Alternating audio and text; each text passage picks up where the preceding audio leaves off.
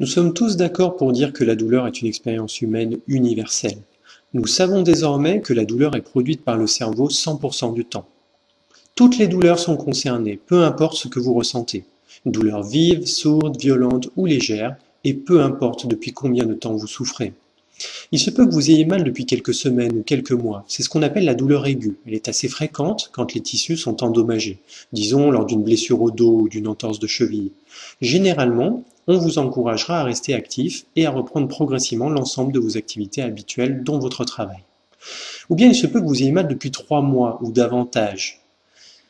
Et cette douleur est alors généralement qualifiée de persistante ou chronique, parce que dans ce type de douleur, la lésion des tissus n'est pas au cœur du problème. Ce qui est moins évident quand on vous affirme que vous avez une douleur chronique, c'est de savoir quelle est la meilleure attitude à adopter face à ce problème. En Australie, la douleur chronique constitue vraiment un gros problème. En fait, elle touche un individu sur 5. Avoir un cerveau qui ne s'arrête plus de produire de la douleur, même lorsque les tissus ont cicatrisé et sont hors de danger, n'est pas très agréable. Certains pensent qu'il y a nécessairement quelque chose qui ne va pas en eux. C'est précisément là que se situe le problème. Une fois qu'on a éliminé toute cause dangereuse, les professionnels de santé peuvent expliquer que la plupart des tissus corporels ont eu suffisamment de temps pour guérir du mieux possible, dans un délai compris entre 3 et 6 mois. Donc, quand la douleur continue à être produite par le cerveau, elle est moins en lien avec des changements structurels à l'intérieur du corps et plus en rapport avec la sensibilité du système nerveux central. En d'autres termes, tout est plus compliqué. Par conséquent, pour tâcher de résoudre ce qui vous arrive, vous avez besoin de rééduquer le système nerveux et le cerveau. Pour ce faire, il est utile d'examiner toutes les choses qui affectent le système nerveux et qui pourraient contribuer à votre propre expérience douloureuse. Ce qui peut vous aider, c'est d'observer la douleur chronique d'un point de vue plus général et d'utiliser une approche structurée en faisant un plan d'action. Il est ainsi moins probable d'oublier quelque chose d'important. Commençons donc par le côté médical. Tout d'abord, la prise de médicaments peut vous aider, mais elle a ses limites. Ce sont les approches les plus actives qui sont nécessaires à la reprogrammation du cerveau. Donc, utilisez les médicaments pour démarrer et par la suite, vous pourrez généralement les espacer puis les cesser. Certaines personnes pensent aussi que la chirurgie pourrait constituer la solution. Mais face à un problème aussi complexe que la douleur chronique, il se peut que la chirurgie soit inefficace.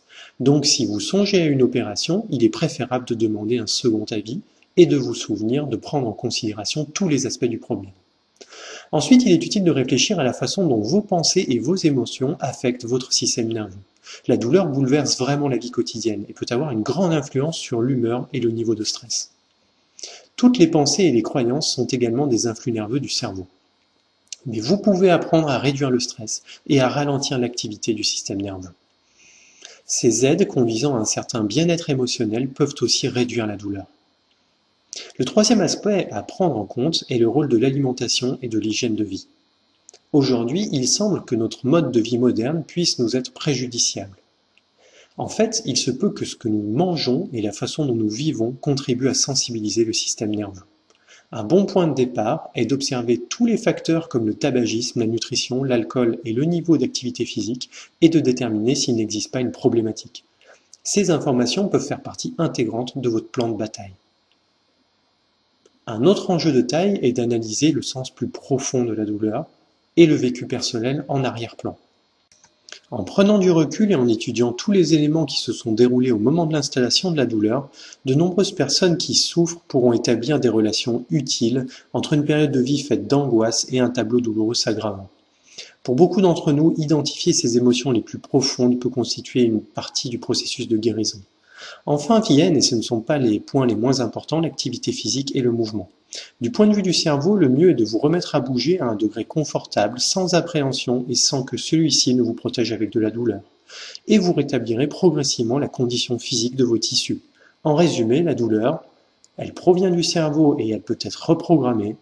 Et quand on l'examine à l'échelle globale de l'individu en prenant le recul nécessaire, on a plus de facilité pour commencer à la traiter. Alors demandez de l'aide si vous en avez besoin, fixez un objectif et en avant.